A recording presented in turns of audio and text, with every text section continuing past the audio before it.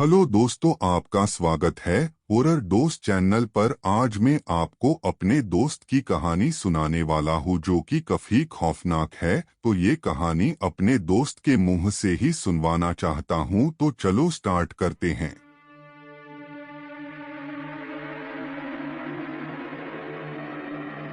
आज जो मैं आपको किस्सा सुनाने जा रहा हूँ वो मेरे दादाजी के साथ हुआ था। दिसंबर के कड़ी ठंड का समय था, घना कोहरा छाया था। दादाजी शहर में क्लर्क थे। उस दिन सारे लोग जल्दी कार्यालय का सारा काम खत्म करके घर की तरफ निकल रहे थे। दादाजी उस समय के बड़े अधिकारियों में से एक थे। रोज की तरह ही उस दिन काम खत्म होने के बाद घर के लिए अपनी गाड़ी से रवाना होने लगे। रास्ते में उन्हें हाट से कुछ सामान भी लेना था, तो वे अपने साथियों से अलग हो गए। उन्होंने घर की कुछ जरूरत के सामान लिए और गाड़ी आगे बढ़ा दी।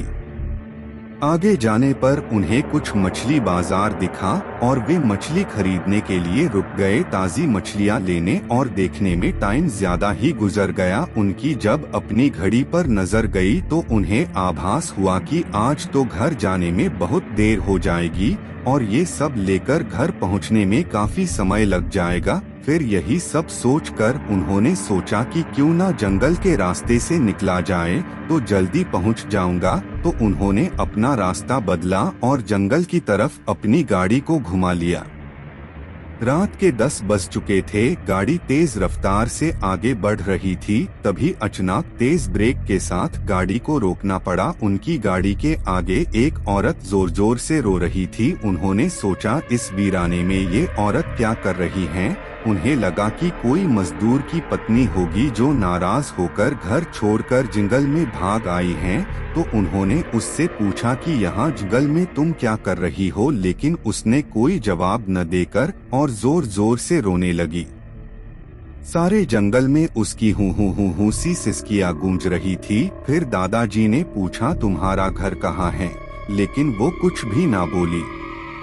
तब दादाजी ने कहा कि आज चलो मेरे घर में रहना, सुबह अपने घर चली जाना। ये जंगल बहुत सारे जंगली जानवर से भरा है, रात भर यहाँ मत रुको। चलो आज मेरे घर में सबके लिए खाना बना देना और कल सुबह अपने घर चली जाना। उसने ये सुना तो झट से तैयार हो गई और गाड़ी में पीछे की सीट पर बैठ गई। सिर में बड़ा सा घूंघट डालने की वजह से उसका चेहरा छिपा हुआ था। कुछ ही देर में गाड़ी घर के दरवाजे पे थी। घर के लोग कब से उनकी राह देख रहे थे।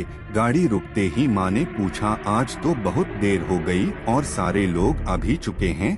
तब उन्होंने सारी बातें अपनी माँ को बताई और कहा कि आज खाना इससे बनवा लो, कल सुबह ये अपने घर चली जाएगी। इतनी रात को बेचारी जंगल में कहाँ भटकती, इसलिए मैं ले आया। पर माँ को कुछ संदेह हो रहा था कि कहीं चोर तो नहीं है, रात को सोने के बाद या खाना बनाते समय कहीं घर के सामान ही चुरा कर ना ले जाए। पर बेटे की बात को कैसे माना करती। उन्होंने उस औरत को कहा, देखो आज तो मैं रख ले रही हूँ, लेकिन कल सुबह होते ही यहाँ से चली जाना और जाओ रसोई में ये सामान उठा कर ले जाओ और खाना बना दो। उसने फिर से जवाब नहीं दिया, बस हूँ की ध्वनि सी बाहर आई और वो सारा सामान लेकर माँ के पीछे दो चल दी।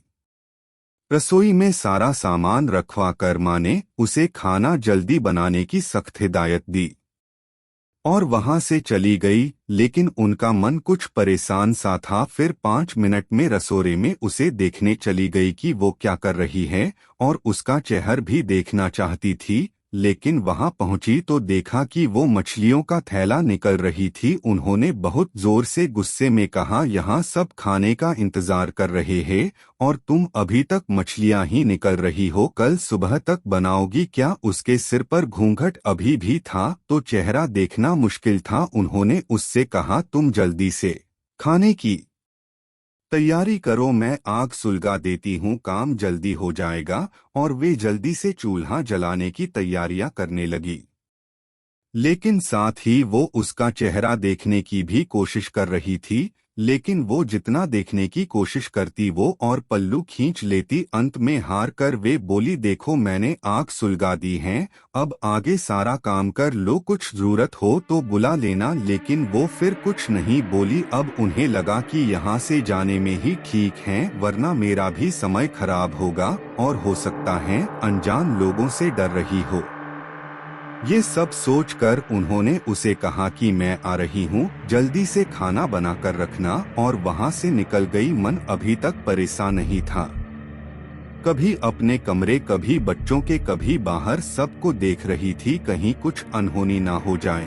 1 मिनट भी आराम से नहीं बैठ पाई। अभी 5 मिनट ही हुए थे, पर उनके लिए वो घड़ी पहाड़ सी हो रही थी। समय बीत ही नहीं रहा था। 8 मिनट बड़ी मुश्किल से गुजरे और वे तुरंत ही कुछ सोचकर रसोई की तरफ दौड़ी। और वहां पहुंचकर जैसे ही उन्होंने रसोई घर का नजारा देखा, उनकी आंखें फटी की फटी रह गई।